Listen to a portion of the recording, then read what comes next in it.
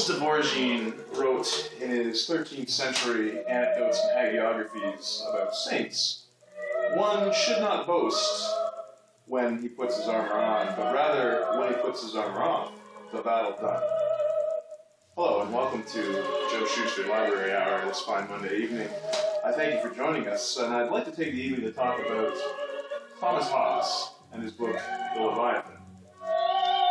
Hobbes was a 17th century political writer who introduced the concept of the social contract to Western political thought. He saw political actors much like inanimate objects, this stationary bookshelf, a ball rolling across the floor. They formed the basic material of his political thought, and Newton would go on to prove with his three laws of motion those same ideas 17 years later. He, however, was not ignorant of man's capacity for self-preservation or for self-motivation, and he noted that the laws of nature, without some force, some power to cause them to be observed, are contrary to our natural passions, passions that drive man to things such as pride or revenge. He goes on to say that covenants without swords are nothing but words, and prove no strength or security for man whatsoever. To sum that up for our mouth-breathing audience, he's basically stating that man has nothing to stand on except for his own two legs, or the legs of, say, a first-round draft pick that he can ride to victory.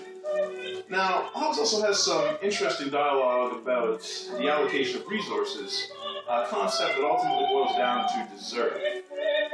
He, in his analogy, suggests that a man sitting beneath, say, an apple tree has actually no right to its fruit just by his presence therein.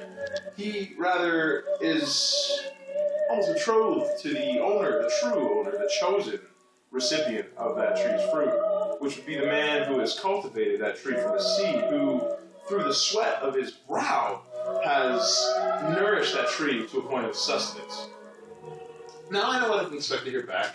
Oh, my running back only got so many points. Oh, my defense didn't show up to play. Without you even asking, I forgive you for that. It's all actually right here in Stuff White People Like, number 55, Apologies. And that's all I'm really hearing. Apologies that are veiled as excuses that you're only offering to yourselves. I digress. I'll bring us back to the political spectrum by quoting from the ancient text of the Sun Tzu, in which a sage commander instructs his reader to attack the enemy where the enemy is weak, rather than where the enemy defends strongly. That way, he can assure victory. He also notes that one should know the enemy just as one knows themselves, that both of those knowledges are paramount. They're both just as important. And to our top-tier losers this week, I posit that you actually knew neither of them. This is a situation, of course, where I could, in a polite manner, mention that Mr. Rivers, with his 3 interceptions, his lost fumble, and his pick 6 this week, didn't do the greatest job, but that I, knowing my team and having massaged waiver wire pickups to tangible points, to match up winning points, well, I need not even bring it up.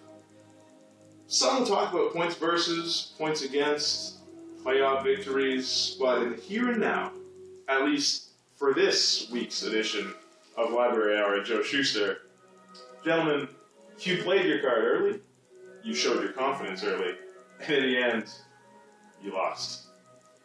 Until next time on Library Hour at Joe Shuster, gentlemen, remember, you've only got one chance at the perfect season.